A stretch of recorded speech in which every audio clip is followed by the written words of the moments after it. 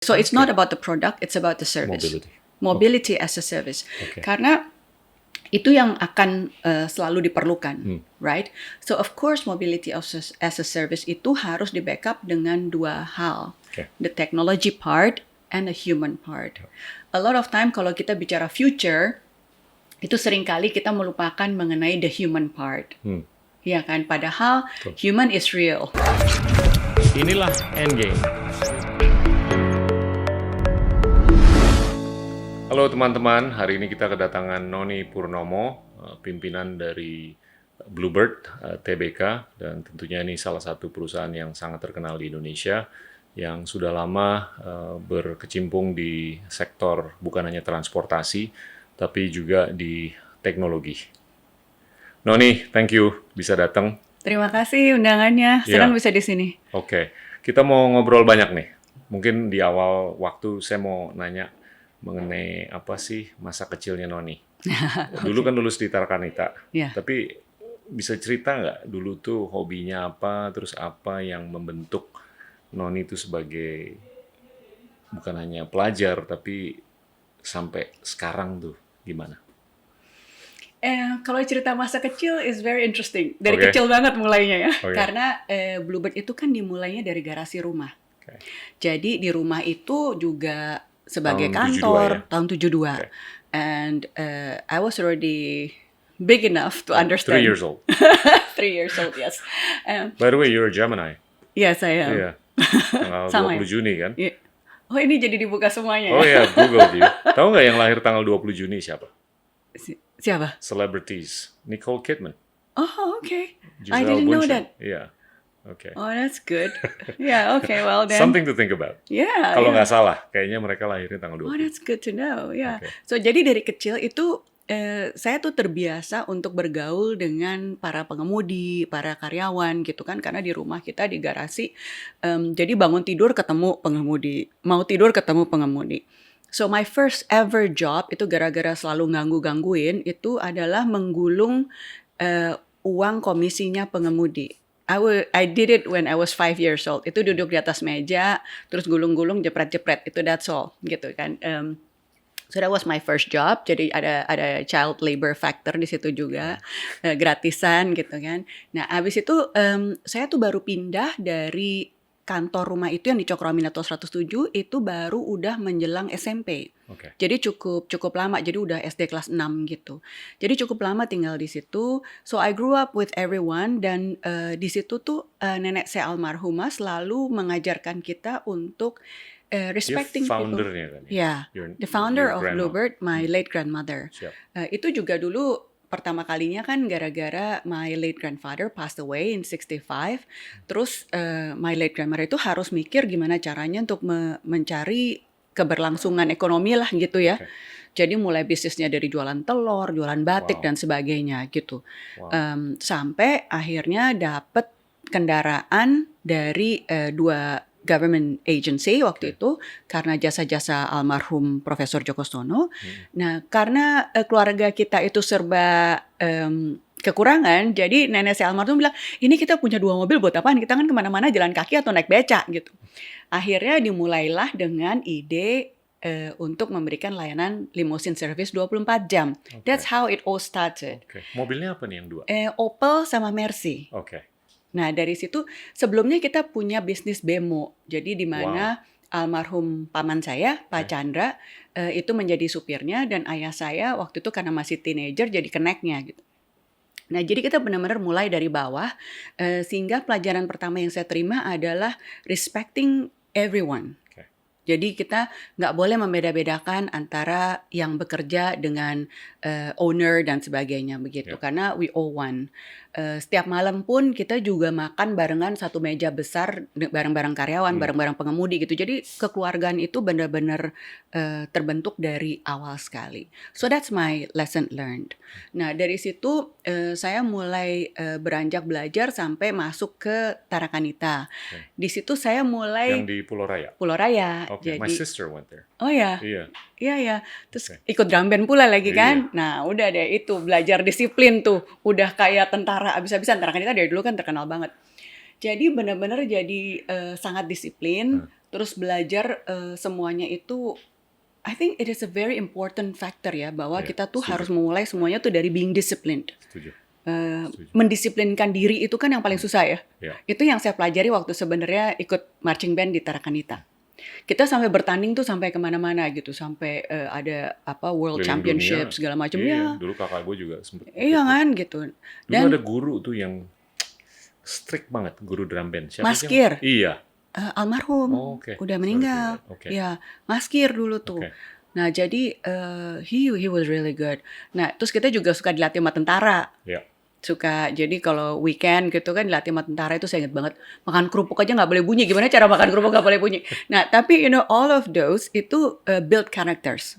Jadi saya pikir itu penting sekali ya. Dan sebagai orang Indonesia, karena terutama nenek saya dari ibu itu benar-benar Jawa banget, yang kalau di rumah itu masih suka pakai kebaya, terus ngomongnya juga masih kromo inggil, dan jadi tata krama itu benar-benar diajarin dari kecil. Bagus. Jadi respecting terhadap culture itu sangat penting juga buat kita gitu, meskipun kita dididik secara modern ya, tapi rootnya itu kan tetap harus ada, ngejejaknya ke dalam. Nah itu saya pikir is part of the thing yang membuild karakter saya sendiri. Dan kita juga di keluarga percaya bahwa we are giving equal opportunity untuk semua anak, mau perempuan atau laki-laki, itu semua punya equal opportunity. Equal opportunity, it comes with bukan hanya opportunity ya, tapi juga with challenges dong.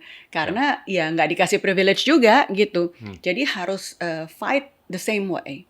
Nah ini yang sebenarnya dari kecil pun juga kita dilatih untuk melihat a person as a person instead of ngelihat dari segi gendernya misalnya gitu. Jadi banyak sekali character building saya itu dibuild justru dari family.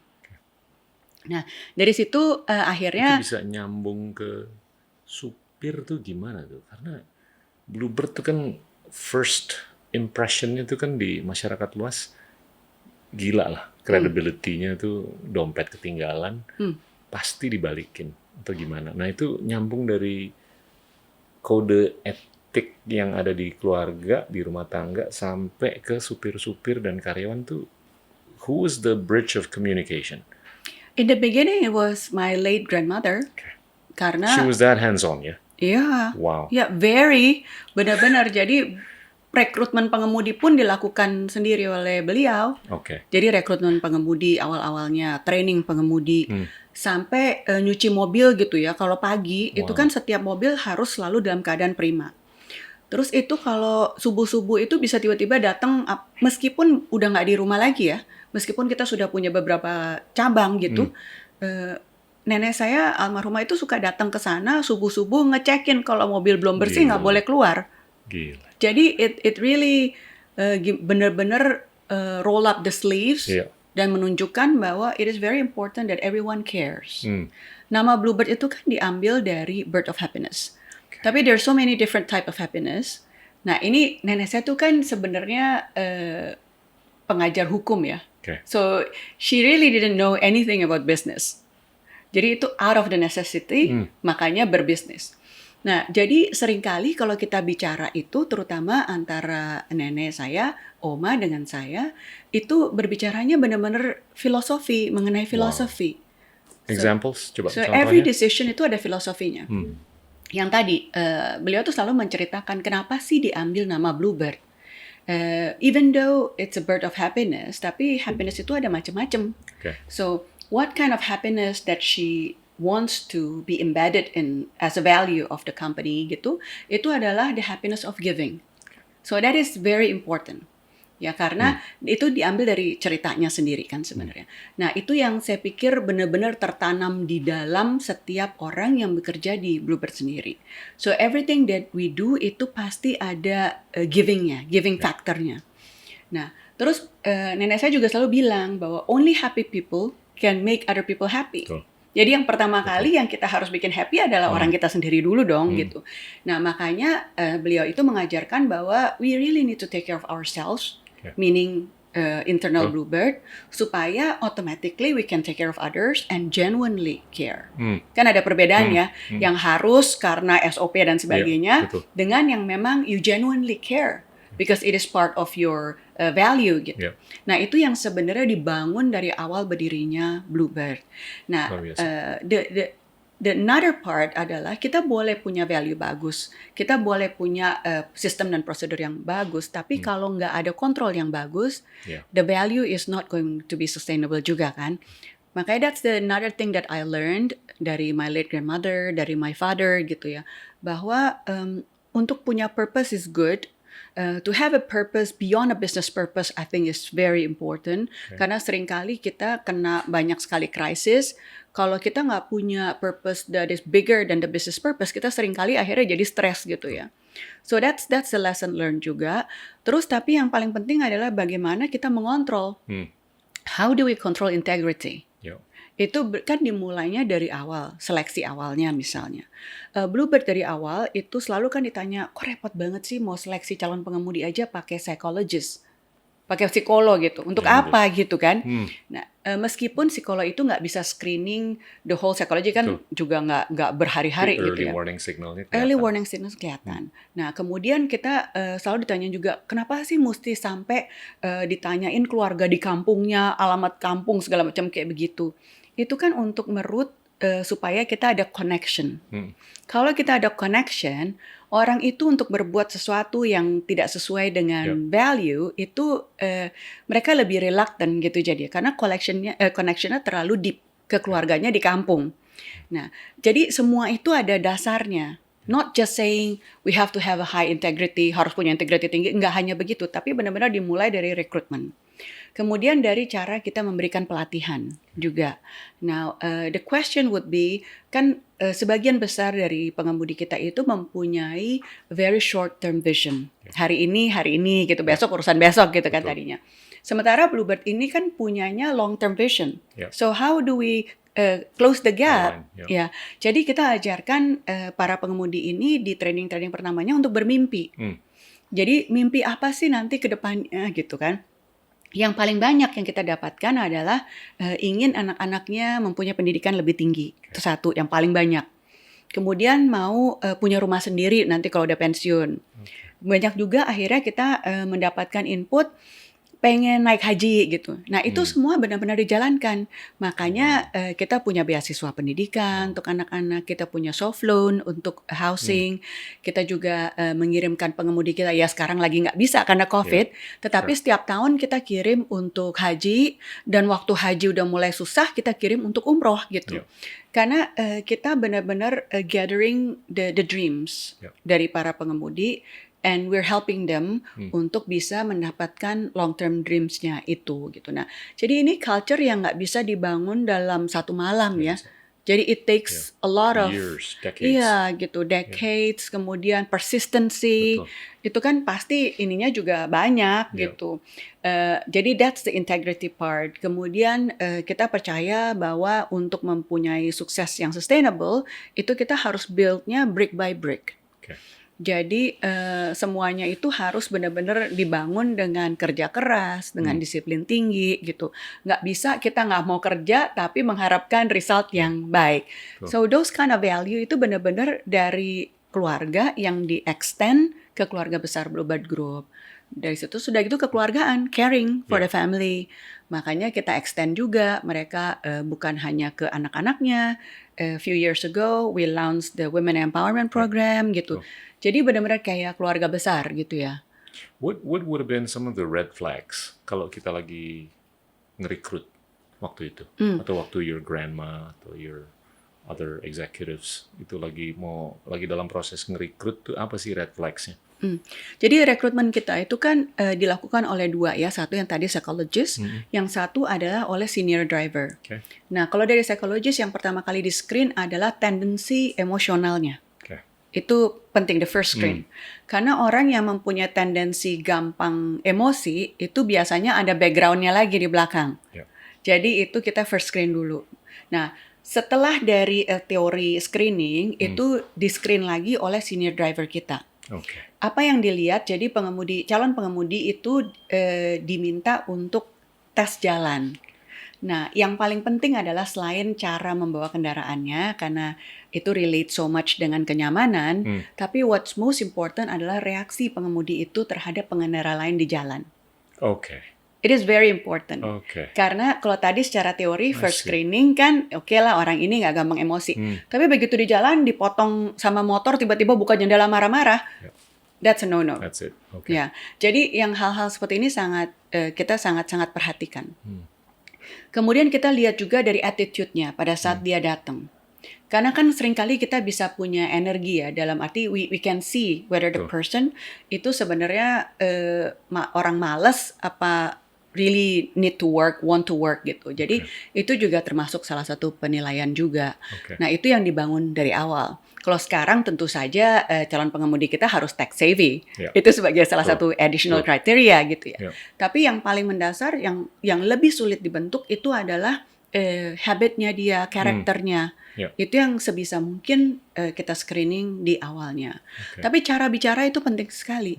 Makanya dulu kan waktu awal terutama tahun masih early 90-an gitu ya, selalu dibilangnya, Bluebird nggak terima orang dari suku tertentu gitu. Actually that is not true. Jadi kalau dilihat dari datanya, itu kita punya semua suku. Hanya ada orang yang cara bicaranya bentak-bentak gitu. It doesn't matter where they come from, tapi dari cara bicara. Nah karena kita ingin supaya pelanggan kita kan nyaman ya, karena kan kita nggak bisa meminta customer kita untuk bisa mengerti cara berbicara pengemudi kita. So our driver have to adjust to majority of the customers' needs. Jadi hal-hal seperti itu benar-benar very particular kan. Sebenarnya itu kecil-kecil sekali gitu ya. Jadi kritil-kritilnya tuh banyak gitu. Sebenarnya dapurnya itu banyak sekali. Ini terdokumentasi ini semuanya nih. Ada manualnya. Kita punya dokumentasinya, tetapi lebih banyak we're training the trainers. Ya itunya. Kita punya training documentation segala macam itu punya. We have a training center yang ada di Sutoyo. Itu kita punya gedung yang khusus training center. Tapi what is important juga adalah daily itu kita membentuk grup. Jadi sekitar 20-25 pengemudi itu membentuk grup. Kalau istilah manajemen kita namanya yang quality circles. Tapi in reality ini sebenarnya asalnya supaya bisa saling mengontrol dan saling mendukung.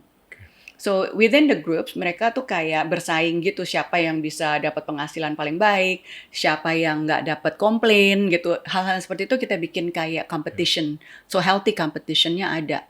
So jadi bukan hanya cara merekrut, cara mentraining, tetapi yang lebih penting adalah setelah itu bagaimana gitu cara pengelolaannya ya, to make sure that it is sustainable, our value tuh benar-benar diimplementasi dengan baik di jalanan.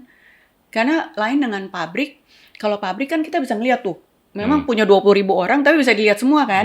Kalau ini kan nggak kelihatan, cuma kelihatannya pas datang pagi hari, waktu sebelum mereka keluar, dan pada tengah malam waktu mereka pulang.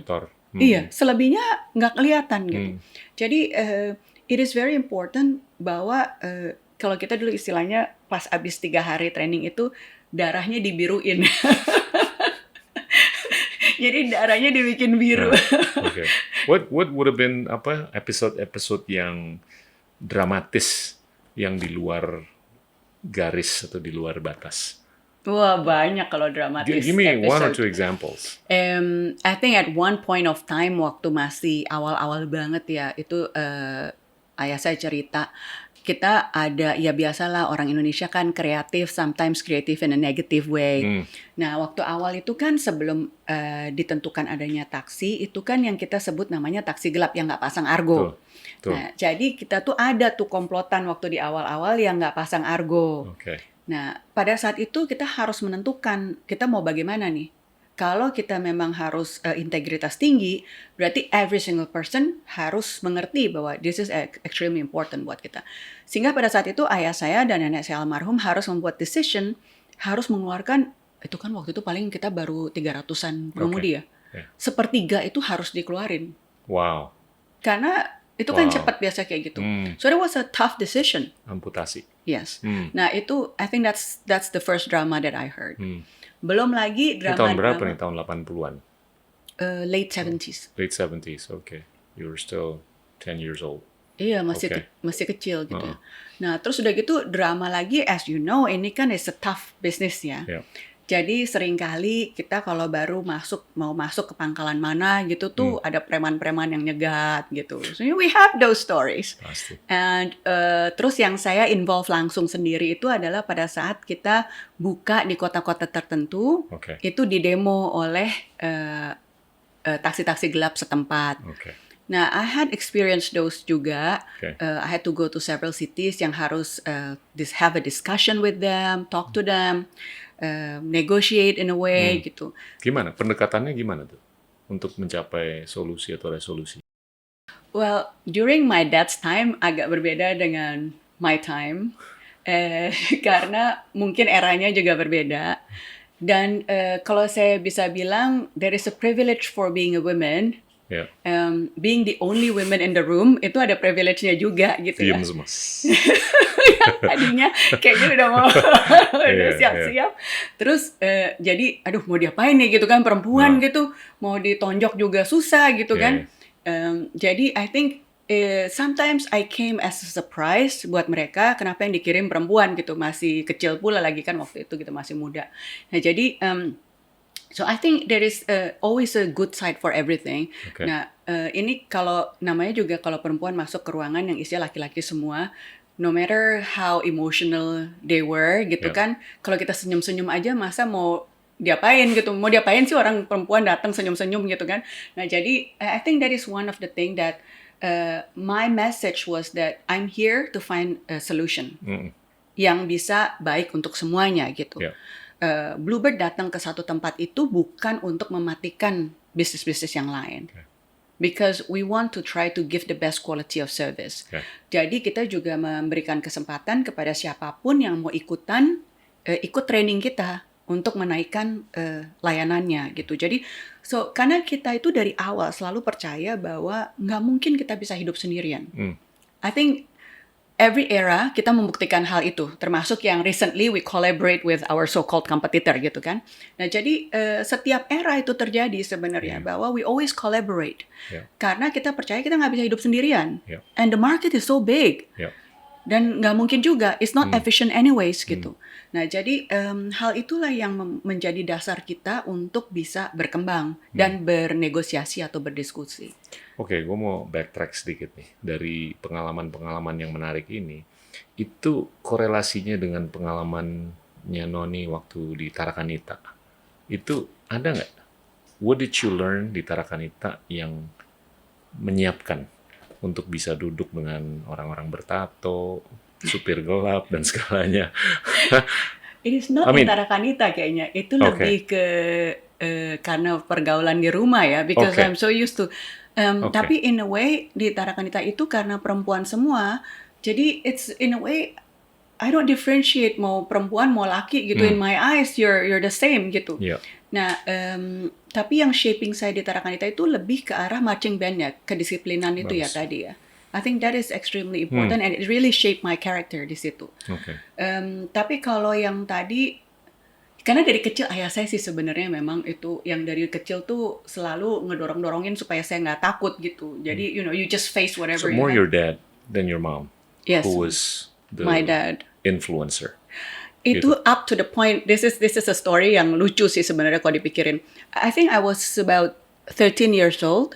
Kita di rumah berdua nih, saya sama ayah saya. Saya lagi libur sekolah kan. Kita nonton kungfu dong sampai tengah malam di living room. Ini kaca begini. Jadi di living room nonton kungfu tuh sampai jam 3 pagi. Berdua saya gitu. Sampai kita punya VCR tuh 2 kan, satu di dalam, satu di luar. Soalnya panas. Nah, pas udah jam 3 pagi, ada maling di tembok. Ini kan kita di belakang ya di living room. Security kan di depan. Nah, ayah saya tuh jadi ninggalin saya di belakang untuk ngejaga. Sementara ayah saya langsung ngunci pintunya kamar tidurnya ibu saya supaya aman. And then he went to the front untuk panggil security. Sementara saya 13 tahun di belakang. You know what was my weapon? Itu lighter sama baygon. Oh my God. It's like, terus? Ya udah. Terus tapi malingnya karena dia jadi maling itu dari tetangga lari di tembok kita kan, di antara tembok tuh. Lari di situ. Jadi saya nungguin di belakang. Cuma mungkin si malingnya pikir ini anak gila kali ya gitu ya. Jadi dia juga malas. Kayaknya gahar begitu abis nonton film kungfu kan. Well, maybe he might have thought baygonnya mungkin apa gitu. Racun. Itu gara-gara kungfu tuh. Karena kan Wow. rasanya jagoan Yeah, banget yeah, gitu ya. Nah, I was 13. Nah, Oke. jadi kayaknya dari kecil tuh memang udah, it's like, Yeah, yeah. ya udahlah, gitu loh aja ngurusin gitu kan. Jadi, Terus peran ibu gimana? nah, then my mom is the balancing part. Oke. Nah, jadi ibu saya tuh selalu nyuruh saya, kan saya kecil tuh tomboy banget, and I was a nerd. Jadi nerd abis dan tomboy abis gitu. Jadi ibu saya tuh yang balancing, saya harus belajar nari Jawa, terus belajar itu culture, tari-tarian lah. Jadi semua jenis tarian tuh dari Sabang sampai Merauke semua udah dicobain. Mau nari Bali pernah, tari piring pernah, Jawa pernah, apa semuanya itu. Nah, jadi so she's managing the feminine side gitu ya. And the fact that what I learned from her itu adalah dua-duanya, nenek saya dan ibu saya, dua-duanya itu mereka sangat caring terhadap makanan. Ini kayak keluarga Itali gitu kali ya. Jadi love is come from food. Jadi makanan tuh selalu siap lah gitu ya, berlimpah ruah gitu kalau persoalan makanan, dan saya terus terang makannya banyak sekali. Jadi I was so happy every time saya ngelihat makanan gitu. So that's what I learned, yang akhirnya sekarang juga sama anak-anak juga begitu. So I cook for them. Jadi love is expressed from food. Itu yang ibu saya ajarin gitu, termasuk the culture. Very good. Then the decision to go to University of Newcastle di Australia, itu who played a part? Yourself, your father, your mother? My father. Okay. Itu juga Industrial engineering. Yes, industrial engineering actually itu memang sudah menjadi anjuran from my parents. Okay. Karena I think on that time, kalau dulu nenek saya tuh kan law yang ngambilnya. Yeah. Kemudian generasi ayah saya ngambilnya medicine. Nah, generasi saya tuh trennya engineer gitu kan. Jadi, so I was encouraged to take engineering as a subject. Waktu itu memang orang tua saya sudah memikirkan supaya saya bisa sekolah di luar negeri. Nah, supaya nggak jauh-jauh ya di Australia aja gitu kan. Nah, sebenarnya I wanted to study in the US. Udah pokoknya kepengen banget pergi tuh waktu itu ke UW. Enak Tetapi banget tuh, Seattle. Makanya kan kayaknya ngebayangnya udah senang banget. But you went to the other city, San Francisco, which was better. Makanya abis itu I was like, karena University of Newcastle, I don't know if you know where University of Newcastle is. Itu kan north of Sydney, yang when I was there, itu tuh benar-benar mining town. Yeah. Nah, actually that is the one that built my character juga. Okay. Karena isinya laki-laki semua dan tatoan semua. Can you imagine, ini a mining town. Wow. Yang ada cuma bar sama coal mining. Okay. Jadi those are the people who I see every single day gitu kan. Kalau mau main-main rada jauhan yang sampai cuci-cuci mata ke Air Force Base gitu. Tetap aja sama aja gitu kan, dia so male dominated. Nah, sampai akhirnya udah gitu di engineering, waktu masuk itu dari satu angkatan itu kan sekitar 119-an ya, because not that many people were interested in engineering also on that time. Ada berapa cewek? 4. Ouch. Wow, male dominated. Very male dominated. College, wow. Yes. Satu-satunya female dominated place itu waktu di Tarakanita. Yang dimana itu ekstrim kan, perempuan semua malah gitu. So, jadi saya pernah mempelajari dari laki-laki, kemudian perempuan semua, kemudian balik lagi ke mostly laki-laki. Sampai it's too many men, yang sampai saya milih optional subject itu mesti cari ke commerce. Jadi kayak anak engineering laki-laki gitu, you wanna go to arts atau commerce atau mana gitu kan, supaya ngeliat perempuan. So that was me then. Dan so that was really interesting. Tapi itu yang membuild karakter saya, karena langsung di-dump. I didn't know anyone. Belum pernah pisah dari keluarga.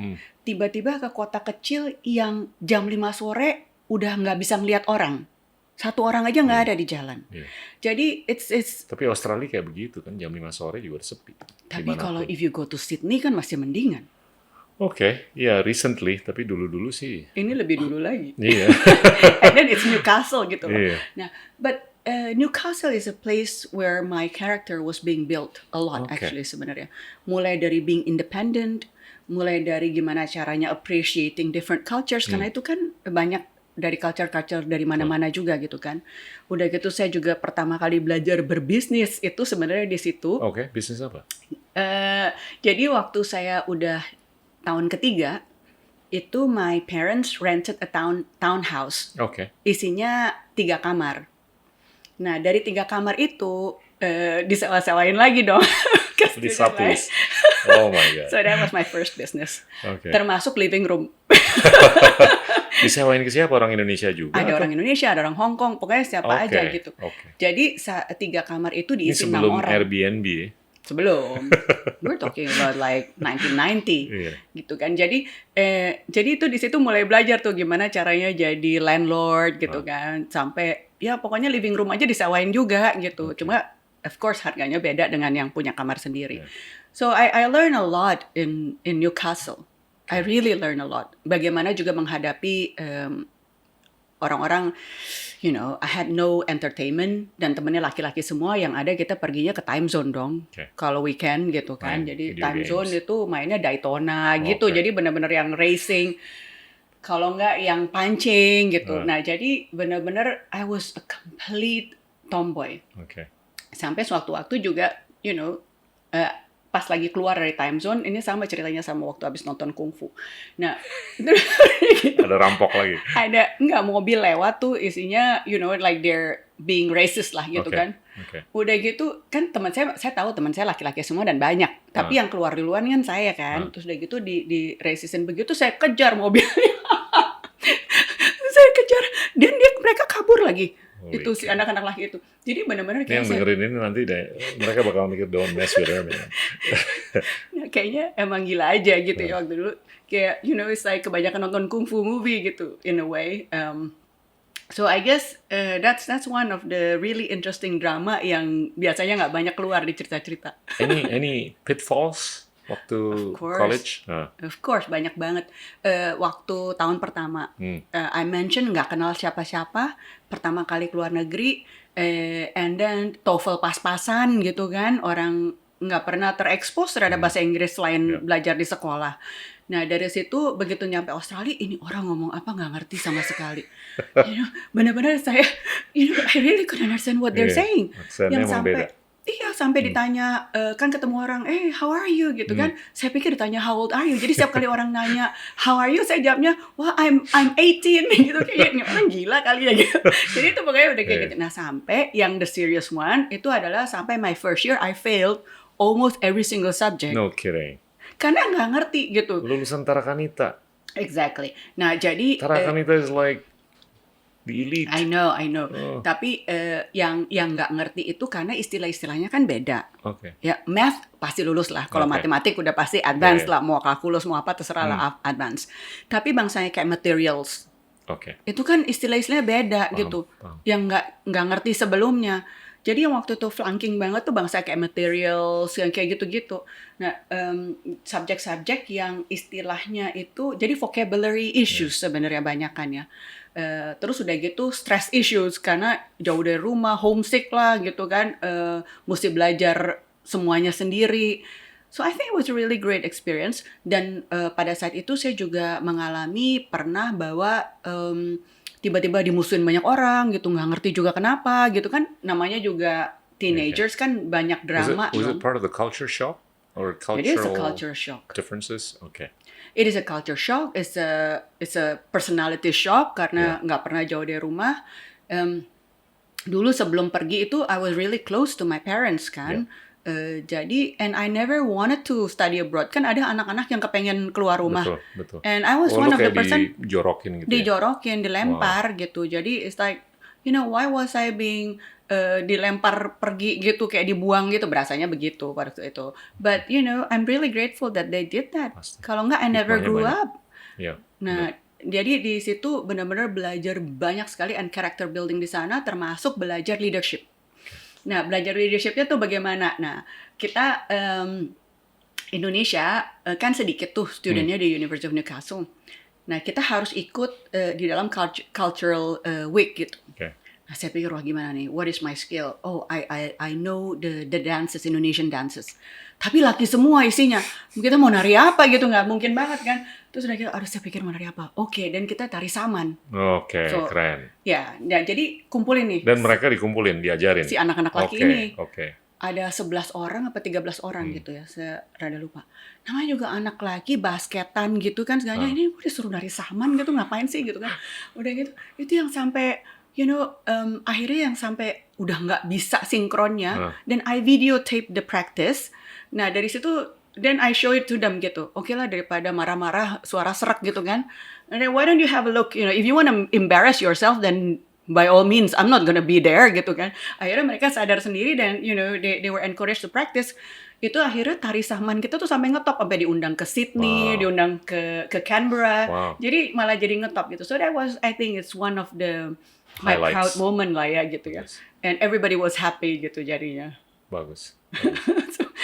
So a lot. Actually, my biggest learning experience. Any of your college mates yang kerja di Bluebird sekarang? Ada. Oh ya? Yes. Wow. Ada. Ada yang orang asing juga atau enggak, orang Indonesia asing. juga? Kita kan masih 100% orang Indonesia. Oke. Di Bluebird. Gitu? Yes. Oke. Wow, I didn't know that. Yeah. Okay. Nah, terus udah gitu, jadi my friend, dia di chemical engineering. Oke. Itu dulu saya kalau chemistry itu kan one of the difficult subject, and he's really good.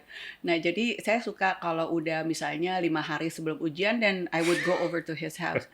So that was really interesting. Yeah. If you talk to him, bawa kue, bawa makanan. Mending enggak, saya mah datang aja.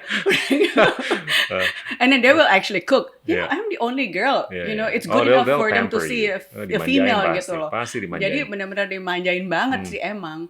Nah, terus udah gitu di rumahnya dia itu isinya orang pintar semua. Jadi ada yang pintar matematik, ada yang pintar fisik, ada yang pintar chemistry gitu. Jadi udah it's a heaven for me. Nah, terus udah gitu jadi kalau udah mau masa-masa ujian tuh datang. So if you talk to him, his name is Bambang. Okay. Dia tuh pasti bilang ini si Noni ini brain sucker katanya. Datang ngebacain note. Jadi that's the important. So he is still with us now. Well done. Terus ada satu lagi yang lulusan University of Newcastle juga, industrial engineering juga. Tapi he's a much generation di bawah, kira-kira mungkin like 10 years apart. Itu dia juga masih di Bluebird. But my best friend is still with us now in Bluebird, si Bambang. Then fast forward, ambil MBA di San Francisco. Kenapa? Karena tiap orang pada ngambil MBA waktu itu. Well, satu, when I graduated from industrial engineering kan sebenarnya pengen kerja dulu, because every holiday I always work at Bluebird. Nah, jadi sebenarnya waktu graduated itu I wanted to work, punya experience di luar, di Australia. Tapi waktu itu ngelamar di 2 companies nggak keterima gitu ya, karena industrial engineering female waktu itu kan masih sexist banget juga kan, nggak seperti sekarang. Jadi pertanyaannya tuh, when are you planning to have family? Pertanyaan tuh kayak gitu. Jadi I think that is the reason also. Jadi saya nggak keterima gitu. Nah, then I had to come back. When I come back, I still express my intention bahwa I need to work somewhere else to get the experience.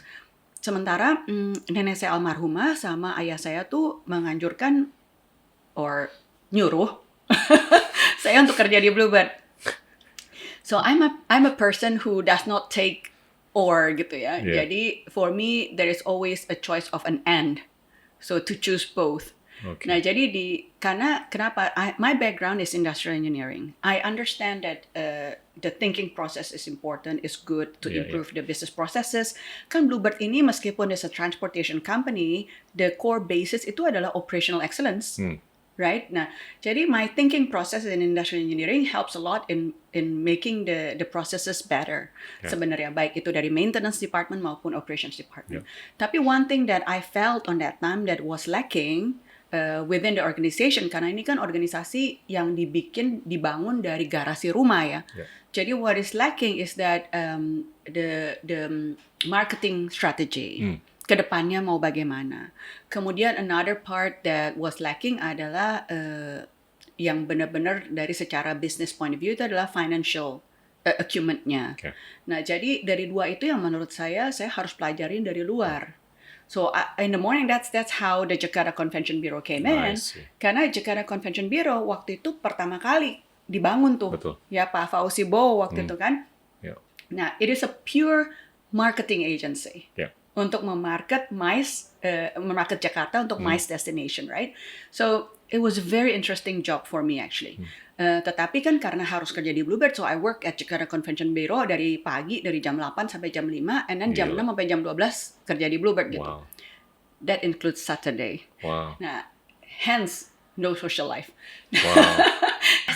I still don't have social life in comparison to other people. I'm still a nerd basically. Okay. Nah, terus udah gitu. Tapi tidur berapa jam tuh? Kalau kerja tiap hari sampai jam 12 malam? You know, 3-4 I was jam still paling? very young. Okay. 4 jam. Tapi dari kecil memang nggak banyak tidur sih. Oke. Karena my dad itu tidurnya juga sedikit sekali. Oke. My Tapi dad sekarang always- beda dong. Oh yeah, my dad is retired, Yeah. right? I try to maksudnya get a myself. lot of sleep every day. How many hours of sleep do you get? 6? Yeah. 6 is Bagus. good. Yeah. Better than waktu itu kan? Yes. 8 on weekends. Bagus. Bagus. Ideal tuh. Yeah. 8 is perfect. Yeah. Nah, terus udah gitu, jadi pagi Jakarta Media, malam, terus abis itu, then I thought, okay, I need to learn something gitu. Jadi akhirnya ngambillah MBA.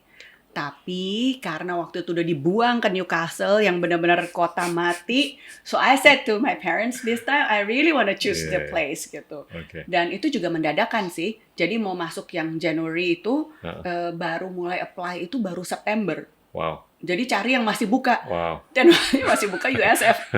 Jadi udah pokoknya yang penting San Good Francisco. school. Yeah. Iya, yang penting ke San Francisco. Udah, so I was really happy. Nah, tadinya kan mau santai dong, ngambil MBA, kan bisa 2 tahun Yeah. gitu kan, bisa 2,5 tahun kan, on average 2,5 tahun lah kalau anak Indonesia. Gak tahu kenapa, itu akhirnya selesai 18 bulan. Oke It's dong. like- Oke banget. Nah, terus udah gitu, and I did a double major kan, ambil finance sama ambil marketing, both. Nah, tapi di situ it's a good thing that I learned adalah aktif di Permias. Okay. Jadi dengan aktif di Permias, nah di situ akhirnya I was more active in sports justru.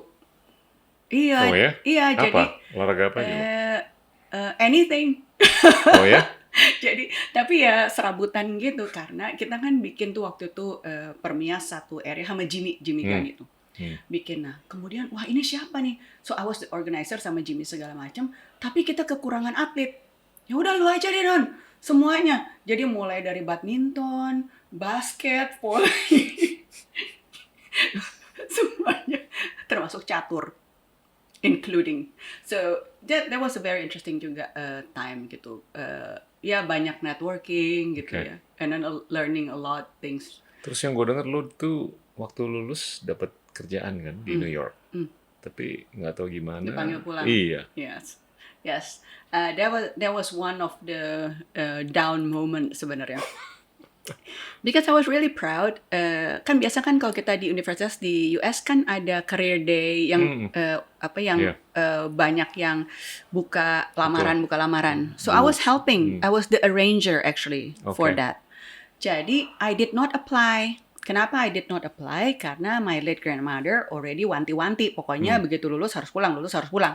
Nah, tetapi somehow the recruiter itu somehow at the end after we're done 3 days terus dia bilang why don't I interview you too gitu kan. Oh oke gitu. Oke. Nah ternyata akhirnya diterima for Johnson & Johnson. Can you imagine? It's a very good Top. company. Nah diterima terus one week before I was supposed to move to New York. Nenek saya bilang, you should come back to Jakarta. Duty calls. Yes, duty calls. Ya udah, akhirnya waktu itu dengan berat hati pulanglah ke Jakarta. But now I realize that everything happens for a good reason, Pasti. right? Termasuk pergi ke Newcastle is a very good reason. Otherwise, I wouldn't be who I am today. Kemudian pulang pun juga it's a good reason gitu. Dan I can contribute more. I could find my purpose better gitu. Itu gara-gara panggilan pulang. So it's like so I just came back and worked Okay. at Bluebird ever since. Okay. Let's talk about Bluebird. Ya. Nah ini kalau gue perhatiin, ini Bluebird kan setiap era atau setiap dekade itu selalu bisa mengikuti inovasi, ya kan? Dan Bluebird itu adalah perusahaan pertama yang mau menggunakan EV, atau electric vehicles. Talk about that. Keputusannya kenapa, gimana, atau apa gitu. Part of the vision from my late grandmother itu adalah prosperity for all stakeholder. Okay. Dan selalu my late grandmother itu, and my father also, kan abis my late grandmother kan my father the one who took over as a CEO. Mereka selalu bilang bahwa whatever we have itu untuk benar-benar keberlangsungan sustainability dari stakeholder, meaning not just shareholders, tapi harus semuanya termasuk lingkungan hidup. So that's a basic visionnya ya. Okay. Nah, dari situlah yang membuat kita sebenarnya EV ini is part of that. Dari awal, the main reason kenapa sih kita punya bengkel sendiri? Kan banyak sekali perusahaan yang outsource saja ke bengkel orang lain. Karena kita mau make sure every single kendaraan yang keluar itu selalu dalam keadaan prima. Okay. Why? Karena kalau engine-nya itu bagus, maka CO2-nya juga bagus. Okay. Jadi gas buangnya itu nggak Minim. Iya, very minimal. According to inilah yang ada di ini manifestnya dia gitu ya. Nggak lebih dari itu. So that's the main reason why kita selalu maintain the engine to be in prime conditions. Dan kita selalu mengganti to make sure bahwa kalau mobil itu, jadi kita tuh waktu tahun berapa ya lupa dulu, waktu engine analyzer itu hanya ada 3 di Indonesia tuh, 2 punya Astra, 1 punya Bluebird. Wow. Karena kita langsung invest, jadi setiap mobil tuh dicek gitu gas buangnya. Jadi memang dari dulu sebenarnya. Hanya pada saat kita melihat, and I'm very passionate about sustainability. Okay. Saya sendiri on one side pernah beberapa kali nyoba untuk investasi di sustainable renewable energy seperti solar panels dan sebagainya. So I'm very passionate in that renewable energy. Makanya begitu ada kita punya kesempatan untuk introducing zero emission transportation, we took that opportunity straight away. It was a huge gamble. In a way, tetapi kita kan ngelihatnya longer term ya, dan tentu saja kita membuat keputusan ini nggak hanya berdasarkan passion, tapi harus ada perhitungannya juga kan. Jadi kita tuh udah ngitung secara long term ROI-nya berapa lama, kemudian apa yang kita bisa saving. Contoh yang kita bisa saving, sekarang ini maintenance cost terhadap revenue itu kan sekitar 9%. Okay. Bahan bakar cost untuk yang fossil fuel. Untuk fossil fuel, untuk combustion engine. Okay. Nah, kemudian yang bahan bakar itu sekitar 23%. Okay. So, dengan menggunakan electric vehicle, maintenance cost itu jauh berkurang because there is no engine to maintain. Betul. Spare part sudah jauh, itu kan yang ada cuma body part saja gitu. So the biggest spare part yang mahal itu kan baterainya. Nah, baterai lifetime-nya kalau sekarang full warranty-nya 5 tahun, tetapi kan seharusnya bisa sampai 10 tahun. So it's actually we calculate that gitu. Nah, yang kita bahan bakar yang kita bisa saving, maintenance yang kita bisa saving. Tetapi yang paling memberatkan adalah harga beli. Karena sekarang harganya masih tinggi sekali. Nah, itu yang kita meminta bantuan sebenarnya kalau bisa ada bantuan soft loans supaya kita bisa lebih memperluas ini gitu ya. So we were actually starting to get attraction, tahu-tahu kena COVID. Jadi now we still only have 30 gitu di Jakarta. 30 dari 30-an ribu. Yes, 30 dari 30-an ribu. Padahal by 2021 itu kita rencananya udah mau sampai, jadi 2020 kita sudah order dan waktu itu sudah siap delivery, harusnya bulan Maret udah masuk, itu 300 lagi tambahan. Dan within 5 years kita harapkan kita sudah bisa mengganti at least half of our fleet, sekitar 15 ribuan. So that was our intention. Tapi karena keadaan seperti ini kita harus reprioritizing lagi. Jadi kalau gue dengerin ini economics-nya sebetulnya masuk ya? Harusnya masuk. Dengan EV kan? Yes. Kalau gitu nggak ada alasan dong untuk di regenerasi semua, seluruh fleetnya? Ya, harusnya. Assuming post-COVID lah, scenario. Our biggest, ini kan perhitungan ROI kita itu didasarkan juga harga jual untuk second hand. Car-nya. Tapi ada kepercayaan bahwa mobil listrik itu apresiasi bukan depresiasi loh. Iya, makanya dan kita juga berharap nanti ada trajectory holistic trajectory dari perkembangan baterainya itu sendiri, lifetime battery. Kalau lifetime baterainya itu bisa 10 tahun instead of 5 tahun warranty 10 tahun, kita yakin harga second hand car-nya itu bisa jauh lebih baik lagi. So we were actually betting on the technology, lebih banyak mass production-nya juga. Tapi on the other hand sebenarnya dari pemerintah pun juga sudah mendukung pada saat itu banyak kementerian yang sudah ingin mengganti kendaraan-kendaraannya dengan EV vehicles. Yeah. Nah, itu yang mudah-mudahan bisa cepat kembali lagi ya. Karena I think as a public transportation we have to take care. Karena kebanyakan emisi karbon tuh dari public transportation. Iya kan? Iya, tapi in a Termasuk way ya. airline juga, pesawat. Iya, tapi kalau kasus Jakarta katanya justru dari power plant sama pabrik-pabrik, right? So I don't know.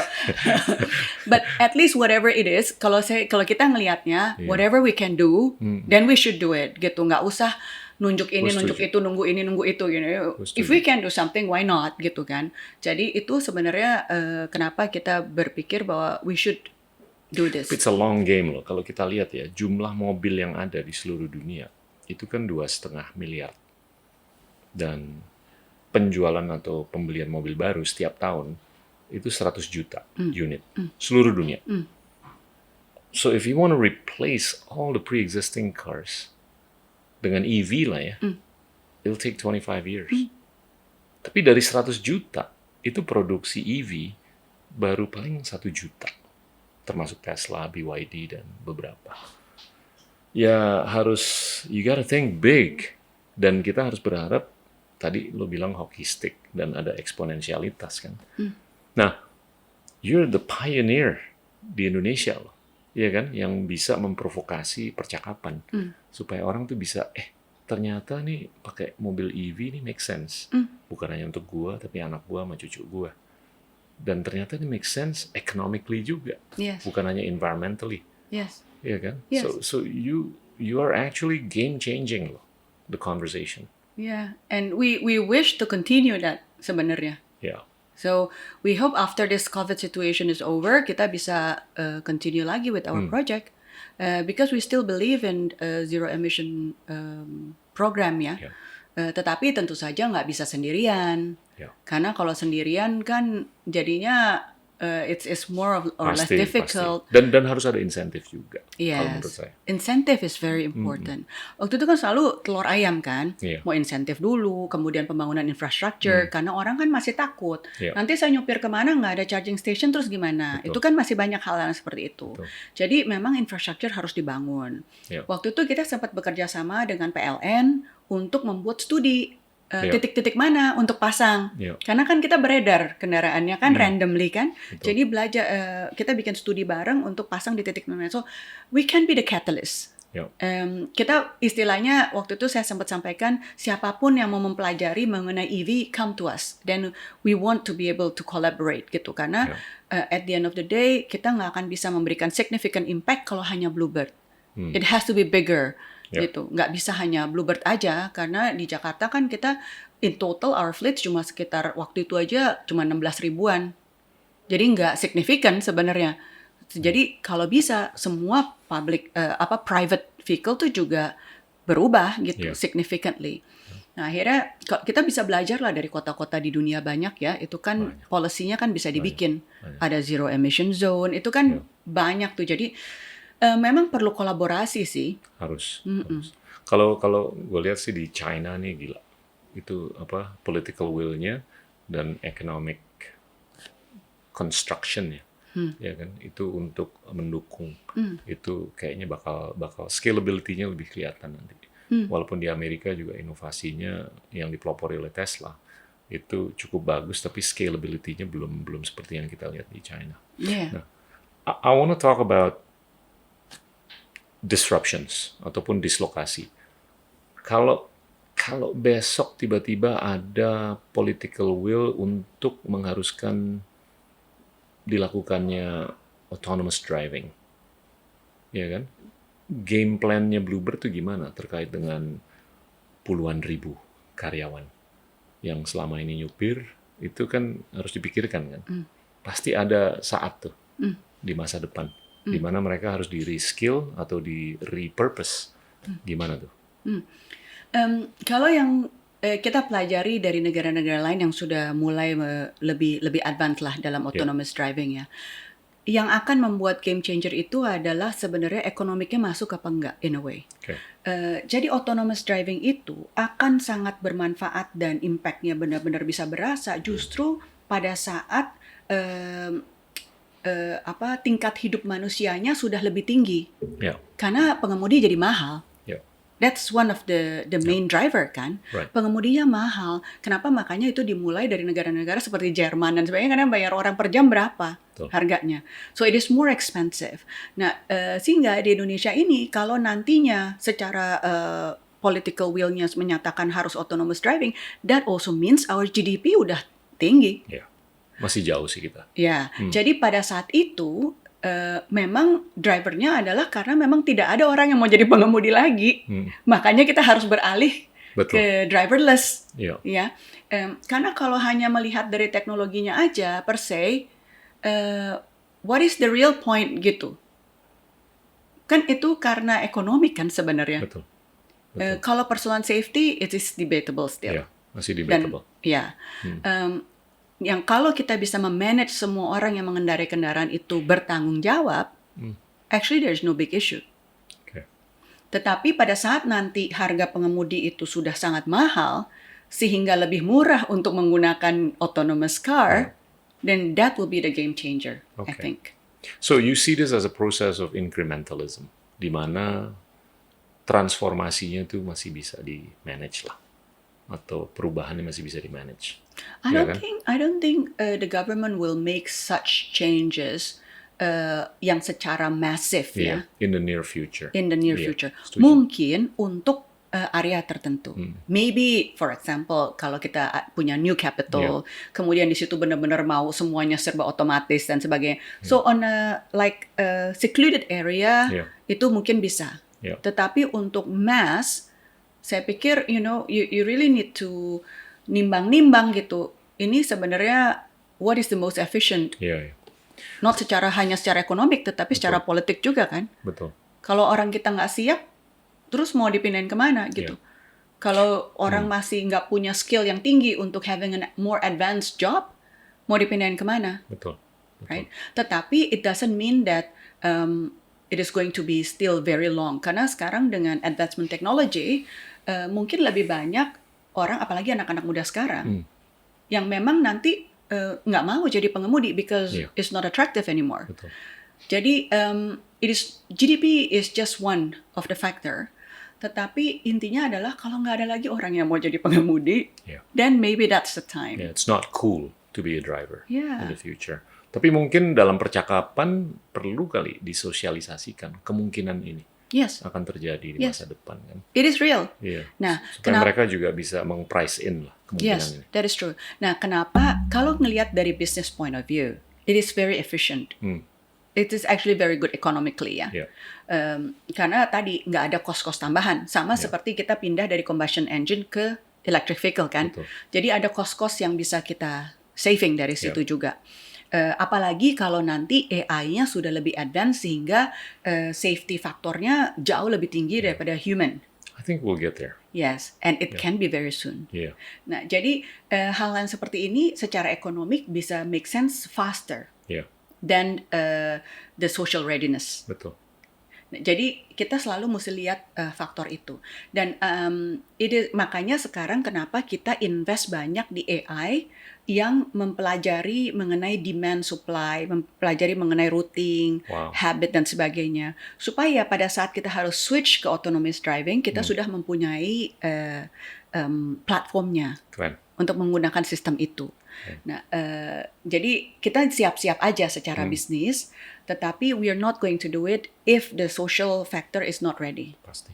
Nah, yang kita bisa lakukan adalah mungkin di tempat-tempat tertentu tadi. Piloting, new capital bisa. Sebenarnya one of the yang bisa dilakukan juga adalah in campus. Kampus yang gede-gede tuh seperti UI gitu. Itu bisa tuh sebenarnya. Di Depok. Itu bisa tuh untuk piloting, autonomous driving, zero emission. Kalau kita masuk itu kan masih ini sekali. Kemudian juga bisa di perkebunan. Perkebunan kan seringkali perlu banyak kendaraan juga. Itu bisa juga di piloting. So it's in certain areas. It can be used even now. Atau di airport. Kan? Jadi cuma yang kita bicaranya kan kalau secara mass ya. Tapi kalau secara tempat-tempat tertentu, bisnis-bisnis tertentu, menurut saya is like within 5 years it can be done. Now I want to ask you, kalau kita lihat tuh di titik-titik hampir di tiap dekade tuh Bluebird tuh menunjukkan adaptive capacity yang luar biasa. Dan itu manifested in the way it embraced technological innovations. Do you see Bluebird 20 to 25 years from today as a transportation company or more as a technological company or technology company? I think we see ourselves more as a mobility as a service company. Okay. Okay. Because technology is the enabler. Yeah. What we give to our customers are the service itself. Okay. Karena tadi kita sudah bicara mengenai autonomous, right? Yeah. Kalau nanti 20 years from now, semua orang itu akhirnya menggunakan autonomous vehicle, then we're going to deliver the mobility as a service dengan menggunakan autonomous vehicle. Kalau nanti bentuknya itu adalah dengan drone, then we will deliver the service. So it's not about the product, it's about the service. Mobility as a service. Karena itu yang akan selalu diperlukan, right? So of course mobility as a service itu harus di backup dengan dua hal, the technology part and the human part. A lot of time kalau kita bicara future, itu seringkali kita melupakan mengenai the human part, ya kan? Padahal human is real. Dan kita tetap perlu touchy-feely. Kayak sekarang banyak orang stres gara-gara nggak bisa salaman aja kan stres gitu ya. Nah, so suasana batinnya harus ada. Harus ada. Nah itu yang kita pikir the service part is very important. Dan itu kan strength point-nya Bluebird ya. Betul. Bahwa kita bisa extend the service. Nah caranya bagaimana? Kita harus agile. Cara kita memberikan layanan dulu dengan cara kita memberikan layanan sekarang kan beda. Kalau dulu kita rely sebagian besar kepada nyetop di jalan dan pangkalan. Sekarang we have to invest a lot in our application. Jadi memang caranya sudah berbeda dengan chatbots gitu. Nanti ke depan kita depending on the technology lagi. So we always will embrace the new technology. Tapi idenya adalah supaya kita bisa memberikan layanan mobility as a service as kita kan ada istilahnya aman, nyaman, mudah, dan personalized. So as andal as possible. Jadi harus faktor safety-nya juga harus ada gitu kan. Karena seringkali sekarang launching app tetapi datanya dibuka kemana-mana. So we're very strict with that. Data kita nggak dijual lagi kemana-mana gitu. So safety factor is important.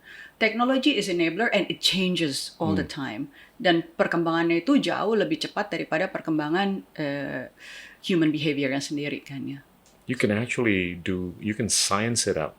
Karena you have the map of where people go and how frequently they go from one place to another. You can predict dengan predictive economics. Then you can venture into something else. Where you can monetize better. Iya kan? That's why I think we're looking into that opportunity juga gitu ya. Karena kita mempelajari it is not just pattern tetapi juga tendency, choices, dan itu bisa berubah-ubah dengan keadaan gitu. So that's what we're learning at this moment. Dan don't forget percakapan antara pengemudi dengan penumpang.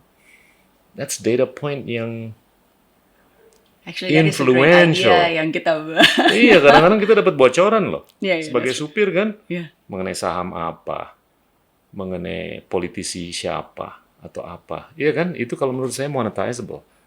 Anyway, look, I know you gotta run, tapi kita mau ngomong nih, where do you see Indonesia tahun 2045?